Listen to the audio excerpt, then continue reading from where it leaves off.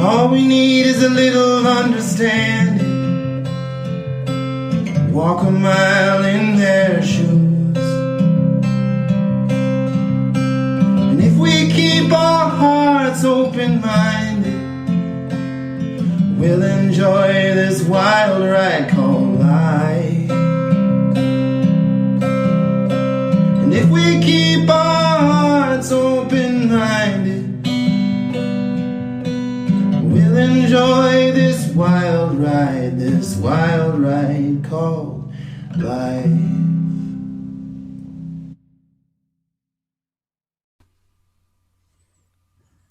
Welcome, everybody, to another episode of the Truths We Hide podcast.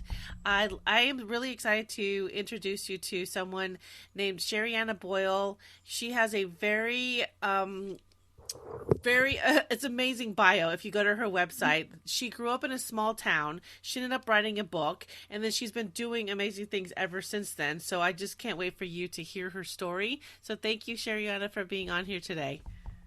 Oh, thanks for having me. Absolutely. Yeah. So tell me a little bit about Sherianna as a person before we get into your coaching and all these things that you do. Sure. Well, like you said, I grew up in a pretty small town. I actually grew up living near my husband. So he and I grew up in the same hometown together.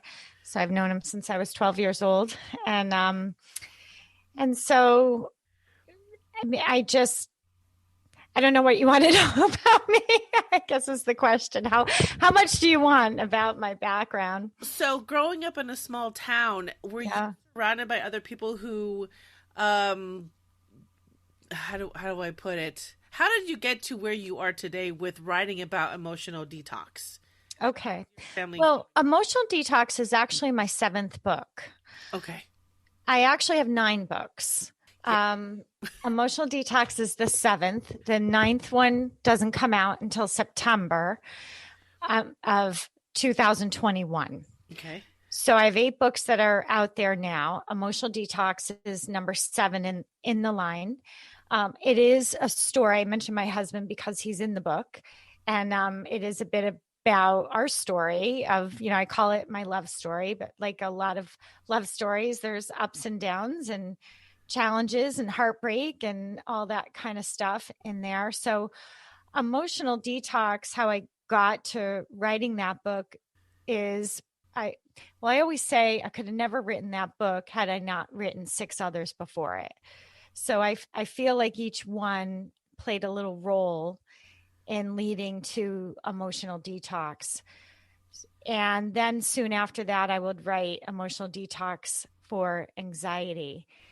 As far as growing up, I mean, I dibbled and dabbled with writing and journaled and things like that. I was always pretty introspective as a teenager and as a child. And I was okay being by myself, which I think is kind of nice if you actually enjoy your own company. And I always said I never got bored, and I lived in the country, but I always felt like there was just something to kind of imagine in your mind. And I think that would later resurface, but really in my younger years, it was just kind of more getting my feelings out there, talking about my life, maybe a little bit here and there, talking about how I, maybe things going on around me.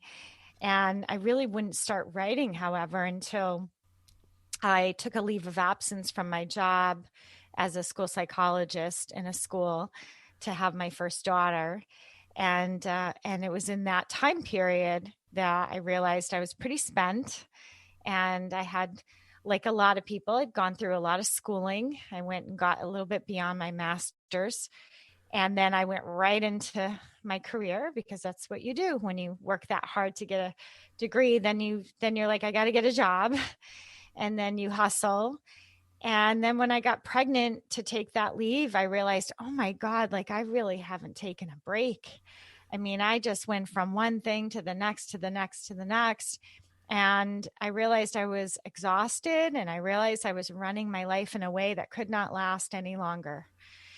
and I wasn't the way I wanted to be in the world anymore. It wasn't supporting my relationship with my husband. It wasn't helping me as a person. I wasn't feeling well, had a lot of anxiety. And that's when I started picking up that notebook again and jotting down ideas because I had a little bit of time and thinking about, okay, when I do go back to work, because I really believed I was going back to that job once I had my baby, um, how's it going to be?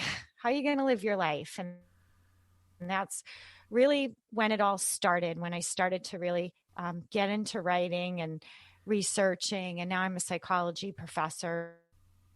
So, so it's all kind of woven together over time. That's really interesting. How did you? So you said growing up, you wanted to talk about your feelings, or you were able to. So was that not the norm, but was it comfortable being able to do that? Because I know when I was growing up, you just didn't do that. Yeah, well, we had, a lot of trauma growing up, and I was very close with my mother. She was probably my best friend.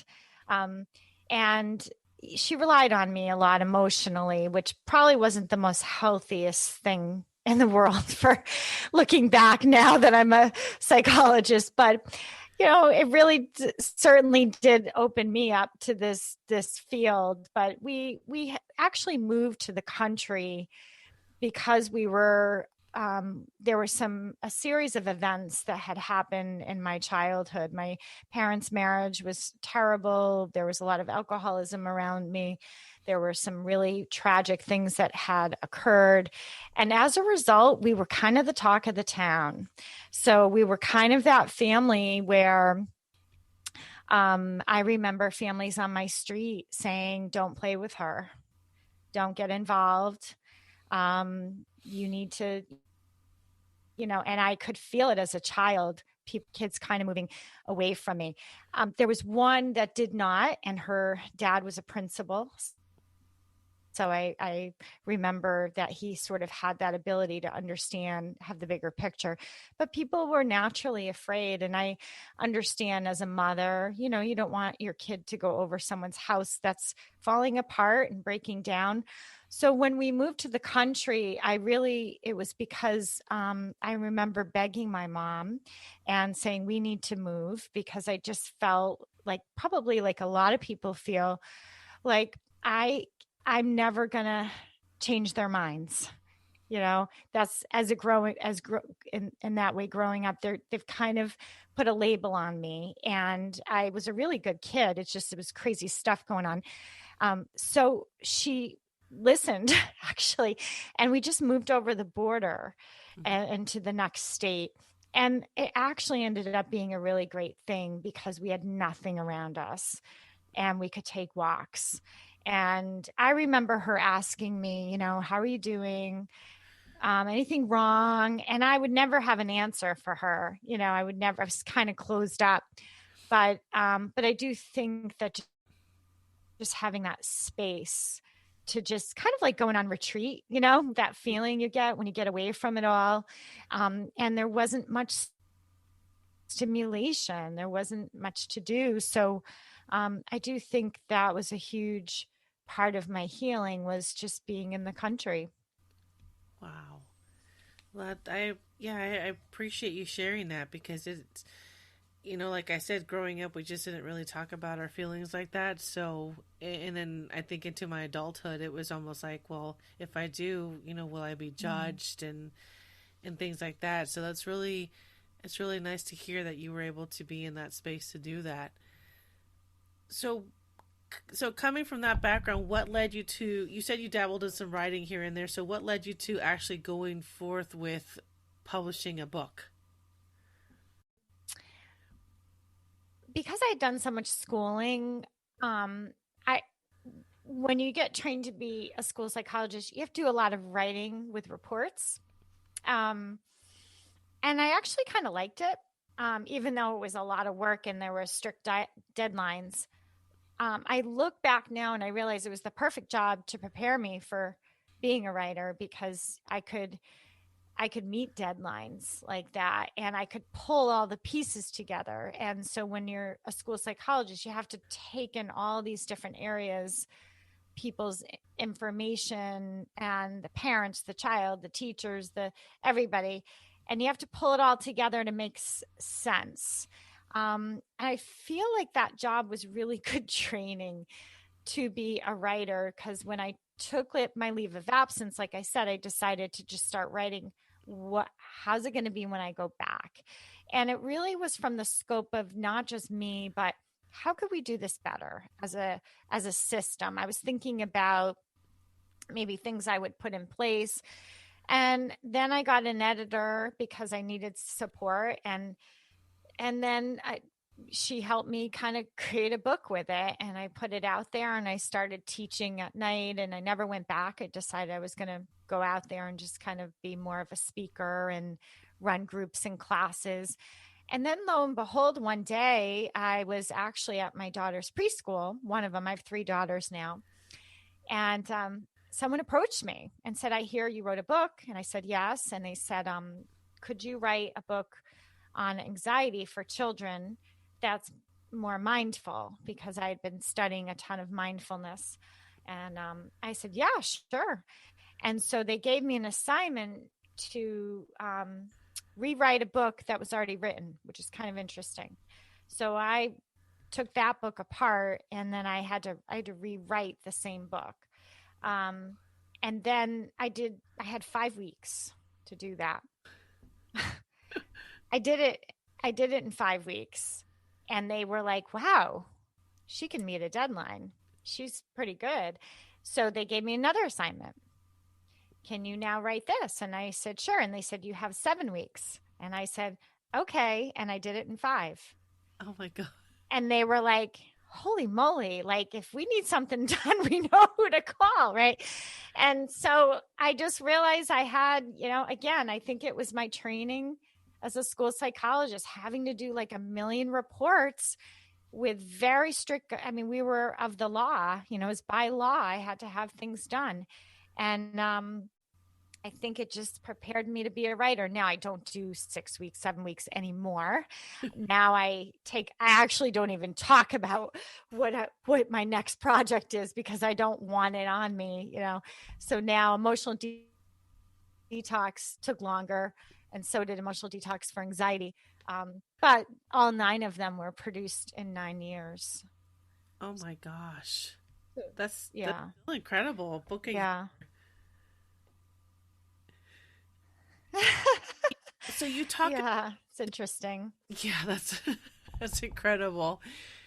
And so, did you want to become a psychologist because of the trauma that you went through as a child, or what led you to want to be a psychologist?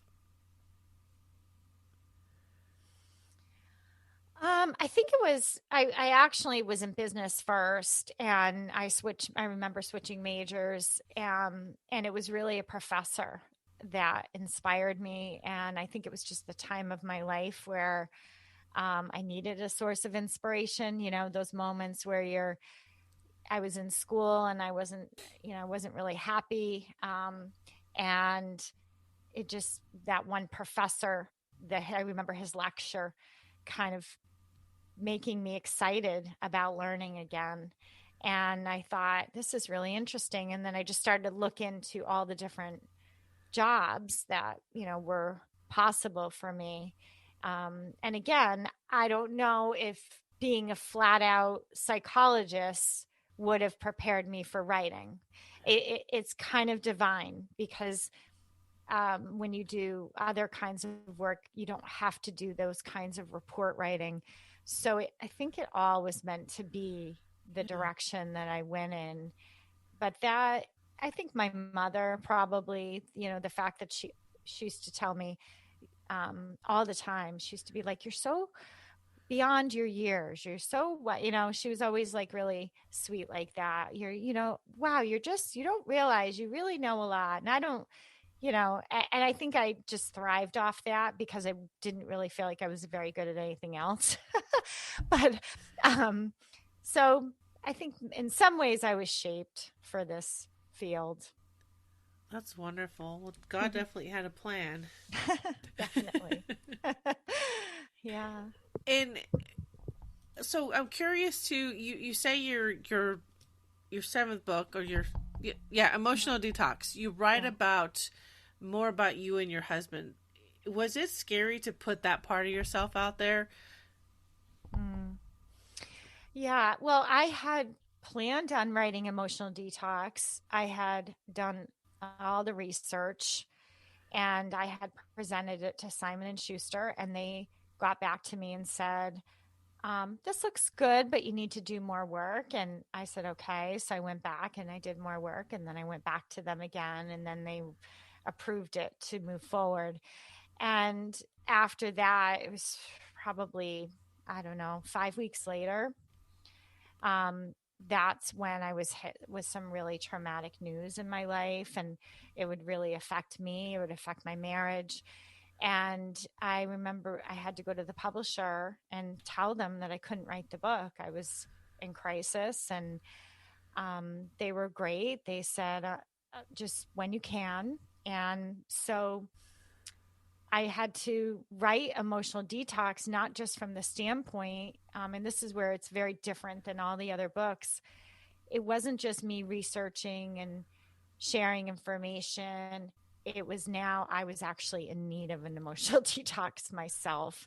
And I went through the process as I was writing it. Now, I would wait to write it because I literally was not capable of writing for a while. But when I was able to get myself up again and pick up my computer, that's when I started to really explore this concept. But now I had the lens of somebody who would be picking up that book and what it would be like to go through that. So I really wrestled with it. I struggled with it, and I worked out a lot of the things that needed to be worked through. And I feel like it came out really great in the end. I know it did because it has a system in it called cleanse, and I call it the cleanse method. And it's my own method for helping people, and it's really taken off. I've had people who are psychologists, people who are healers, people who are social workers tell me, I can't believe you created this method.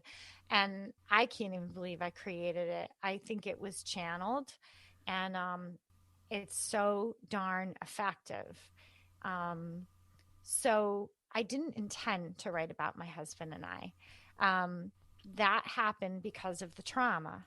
And then that I planned on it. And was it nervous? Yeah, I was nervous.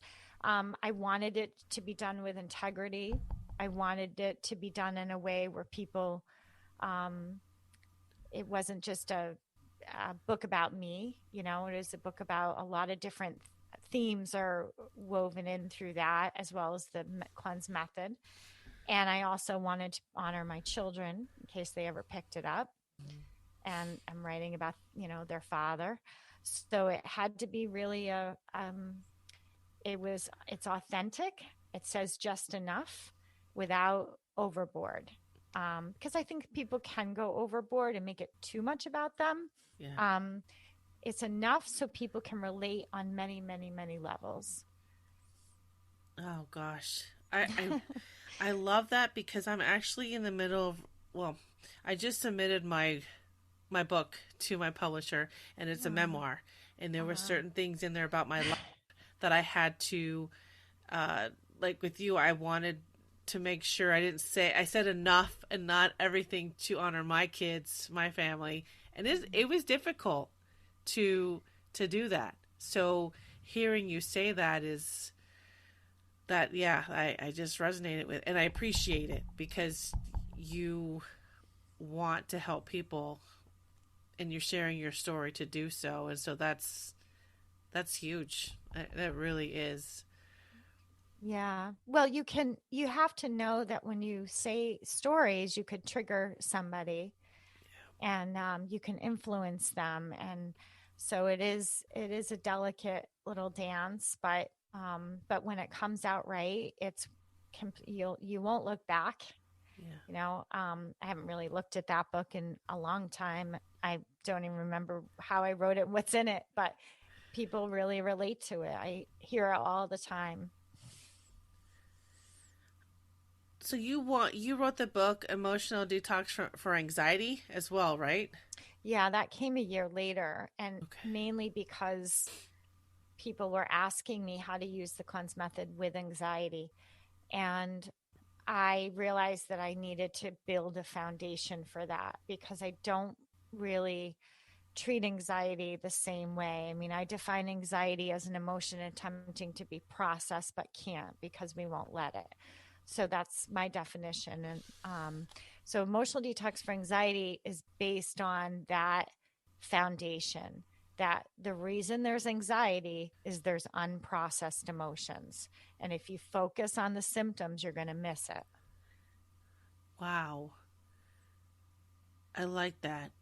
I yeah. I like that because I mean I suffer from anxiety and I have a lot of friends that do, but I'm in our military community we do have a lot of veterans that suffer from it after after we transition out. But I Mm. like hearing how you have this method for I mean let me back up. Not all military, not everybody. I don't want people to just think that military suffer from anxiety. Everyone does. So Mhm. I appreciate that you have this book out there to share that. So I think that everyone needs to read it because we all have, or we can all suffer from a little piece of anxiety in different ways. And so now gosh, tell me about the four gifts of anxiety. Yeah. That's interesting. Yeah, I mean that came out that's a little bit older, but it's what that book is about is really tools that are completely mindful, all healing based, tools that are what they do is they transform the anxiety. So it's not that you're getting rid of it, you're transforming it into something new. And that talks about the gifts, that you'll receive from that process. It was endorsed by the National Association of Mental Health, which I was really excited to hear. I feel like that's, people strive for different things, so I was really happy with that. And then again, Emotional Detox for Anxiety, really how those two books different is the Four Gifts has a lot of exercises and tools. Emotional Detox for Anxiety has the cleanse method, so it has a specific program, so it's laid out step by step because people with anxiety need sort of a structure. They need to know, okay, step one, step two, right? So that's how Emotional Detox for Anxiety came to be, was really creating a framework that people could follow on their own. No, that's really important because sometimes we just don't know what to do and Yeah, we can't always see our therapist right when we need to. So if we could just exactly. That's right. Yes. that's so helpful. So you also have you teach meditation, you practice it. I was trying to I couldn't find Yeah, so I teach it according to the cleanse. I the cleanse is the 7-step mindful process of the steps of an emotional detox, which is very can be very meditative. And so I teach it in that way, not like other people teach it. I teach it using the cleanse. perfect. Yeah. And so we could find all of that part, the cleansing. Oh, and the Hmm. cleanse yoga too. Hmm. On your website cleanselife.com. Well, Sheriannaboyle.com. That's So right. my name, Sheriannaboyle.com, has all the books and coaching and classes that I do.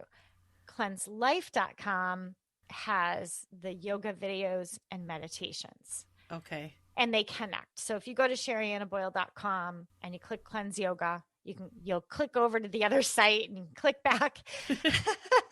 It's just a little neater and nicer that way for people to have two different areas to go to. That's perfect. So Yeah. where do you see yourself going in the next few years? What do you want to do next? Well, I'm writing I have one book coming out in October, and then I have I have the 10th one in the works. And it's pretty incredible. It's probably going to be the best book I've ever written. The new one coming out is going to be incredible too.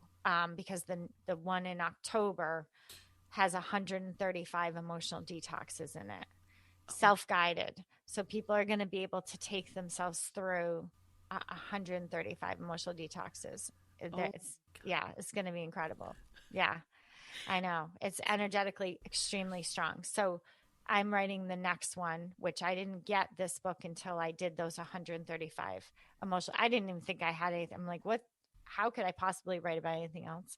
But after I did those 135 emotional detoxes, something major in me shifted. I'm going to be heading in a new direction. Yeah. So people will see after I haven't even had it picked up yet, but I've had publishers call me about it. So, I know it's huge. So just know when you go through those 135 emotional detoxes, hold on to your hats because you don't know what's going to happen. It's, by the way, the cleanse method is also the method for manifesting. Wow.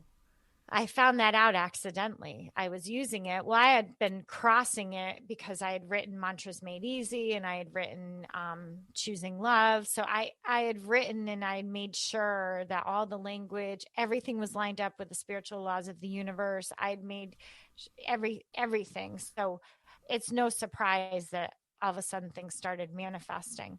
But yeah, so that, again, that won't be out for a while. And if people just want to subscribe to my website, then they'll be informed when it's out, or if they want to, follow me on social media or whatever. So, but definitely if you see it, grab it out there because it's powerful. Oh my gosh. I'm excited for that. Yeah. I can't wait. Me too. Well, maybe I can come back on the show. Yeah, absolutely. Because that would be the best thing, right? Yeah, absolutely. Yeah. What social media can people find you? What are you listed under? Well, Facebook, I'm author Sherianna Boyle. Okay. So if they just go my name, and then Instagram is Sherianna.Boyle. Okay. Which I think I already followed you on there. Okay. I might have. I don't know. I try to make sure I follow people. And yeah, so, but for now, those 2 books, reading those, emotional detox, anxiety will give you exactly what you need and to prepare you for the next few things that are coming out. That's amazing. And good luck with your book, by the way. That sounds pretty awesome. Thank you. I'm excited and nervous, but yeah. Yeah. You also have a podcast, the Emotional Detox Podcast. Yeah, so there's a couple things. We're in transition. So I'm on. It's actually Emotional Detox is a radio show. Okay. It's hosted by HealthyLife.net, which is a lot of shows on there. That every Wednesday at 2, I'm on the radio, and then there's replays and downloads and all that stuff. Emotional Detox. Now my podcast is transitioning to, it's called Emotional Detox Now. Okay. And what I do on that podcast, I have a co-host, and we actually do sort of like these it's kind of fun. We talk about things, and then we go off the air, and we go through a cleanse, and then we get back on the air, and we show you how our conversation changes. Oh, wow. Yeah, it's really fun. And the last time was really kind of interesting. I was kind of blown away. So basically the concept is when you process your emotions, your conversations will sound and feel different. Oh gosh. Okay. So yeah. So that's the Emotional Detox Now. That's transitioning to a co-host, and then I'm on the radio. On the radio, I mainly do a little segment of cleansing, but I do a lot of really great guests. Really, how hard it is to get guests. I don't think people realize how hard I know. Unless they have a podcast, or it takes a lot of legwork to a lot of back and forth, right? So when you get, it's exciting when you nail it, because you're like, wow, Yeah. Yeah. So, what are some words of wisdom that you would want to leave to somebody today that's going through anxiety or that need that emotional detox and don't know how to start? I think that I know on the outside the world looks really scary, but I think we're actually we're heading into a much better time. Um, and a lot of what you're feeling is really just this idea of what it looks like when people feel separate or alone or disconnected and things like that. But I think that my message always is there's only one emotion, and it's love. The rest is a reaction. That's it. And if you look at it from that lens, your life will be easier. That was my lens when I went through my emotional detox. I could not think about, oh, I feel this today, I feel that today. It would make me nuts and crazy, right? Because it pulls in all sorts of triggers. There's only one emotion, and it's love. And love is not like happiness, right? We have these images in media that it's like, we have to be in love and, this and that. Love is just whole. You feel whole. You feel yourself. That's love. You can just be yourself. And it's the most beautiful feeling in the world when you can just be you. Don't try to be like anybody else but yourself because you're going out of love. So you do it your way and you be guided. Some of the best things I ever did was I broke away from situations and people where I felt like I had to be like them. The moment I kind of let go of that and I just let myself, it's the way I see it. It's through my lens. It's through my experiences. They're all there for a reason. So don't try to make your lens and see the world through their lens. See it through your lens. And then just let it come out naturally and it will all work out. So again, the only emotion is love. And if you're not in a state of love, you're probably in a reaction, which is fine. You just go through the cleanse and you clear it.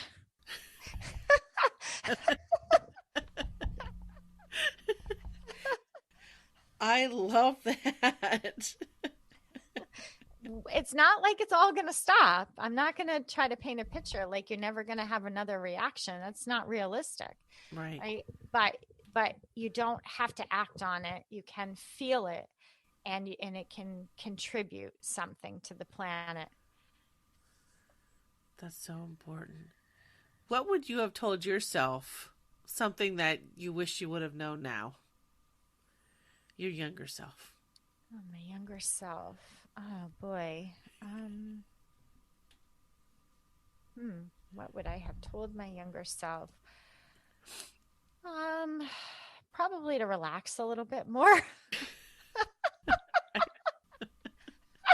Definitely. Right? Just kind of, yeah, don't try to do it all at once kind of thing. And who am I to say after writing all these books, But I will say I get something from writing, and you might have felt that too. Like I can't wait. If I don't write for a couple days, I feel like I don't feel it just I miss it so much. Yeah. So I get something whether it's published or not, and lots of times I erase things that I write. I just delete them because they just sound like crap, but in the moment it feels so good just to write. So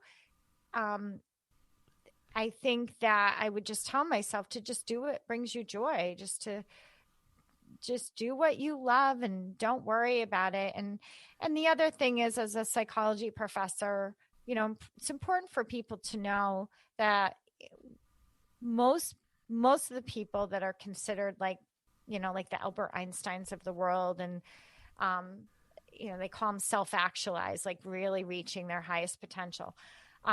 They had very small circle of friends, and I think that we this influencer stuff, don't get too caught up in it, and a lot of it's an illusion, and it's really amazed me being on the other side now. I have people with thousands and thousands and hundreds of thousands of followers that I've spoken to, and they've said to me, can I work with you? I mean, I'll never forget, I had someone who had lots of followers interview me. And at the end of the interview, she said, "Can I do a session with you?" And I said, "Sure, that'd be great." And she said, "I have no money." And I thought to myself, okay, you have no money and you have all those followers? Yeah. Don't get caught up in it. Don't think, yeah, right? Just because. And I'm like, that was a really great thing to have happen to me, because you just think, oh, they have all this, that means they're doing great. It's it's not about that, right? It's about quality, Right. quality. You could have 10 followers and you could have such a quality, effective life, you're really impacting people, and really focus on the quality, not the quantity. You are so right, and I'm so glad you said that, because I was just speaking to someone earlier about being an entrepreneur. You know, Mm. if you don't have that passion for it, then it won't make a difference, because we don't make a lot of money. Entrepreneurs, or writers or whatever, we don't make a lot of money. We're doing it because we love to do it, and we keep showing up because we have that passion for it. So you can have 10 followers, or you can have 1,000. Yeah. Are you providing value? And I think, Well, and who are your followers? I mean, I'll never forget when my kids thought I was absolutely insane, because one day I decided, my Twitter was like really up there, and I was decided to actually look at my followers. I almost freaking died, because honestly, it looked like I was a part of some sex trafficking thing. I started looking at, like, literally, who are you? And it was not good. It was the kind that made your stomach turn.